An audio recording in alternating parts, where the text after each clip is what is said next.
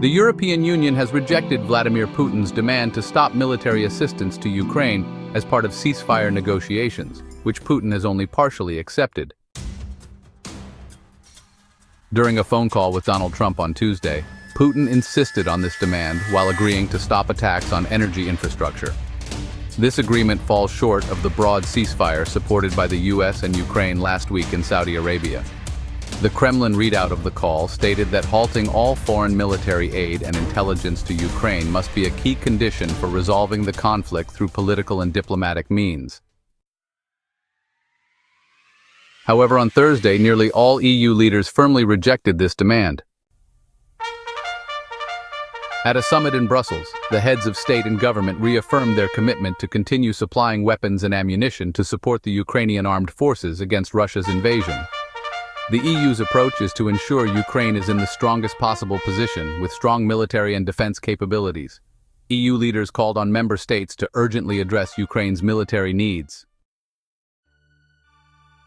Before the summit, António Costa, president of the European Council, stated that support for Ukraine would continue now, in future negotiations and during peacetime. The conclusions on Ukraine were accepted by 26 leaders, with Viktor Orbán being the only one not to sign. The Hungarian Prime Minister has criticized EU policy on Ukraine and has blocked €6.6 billion in reimbursement through a common EU fund for almost 2 years. He has also threatened to oppose extending EU sanctions against Russia, but has backed down at the last moment.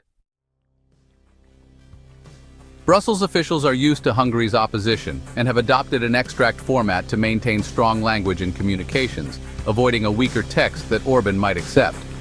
The approved text acknowledges Trump's diplomatic efforts and urges Russia to show genuine political will to end the war, hinting at new sanctions to increase pressure on the Kremlin. The 26 leaders also commit to supporting Ukraine's reforms toward EU membership, a goal Orbán has hindered with his veto. In his virtual address, Volodymyr Zelenskyy subtly criticized Hungary for its obstruction. He stated, "It's unfortunate to say this, but some pressure is also needed within Europe itself to ensure that anything promised actually happens." He added that it is anti-European for one person to block decisions important for the continent, and that ongoing obstruction of efforts for security and peace is wrong. Putin's demand for a complete halt in military aid was also rejected by Trump, who, after speaking with Zelenskyy, promised to help Ukraine find additional air defense systems to protect civilian infrastructure, particularly in Europe.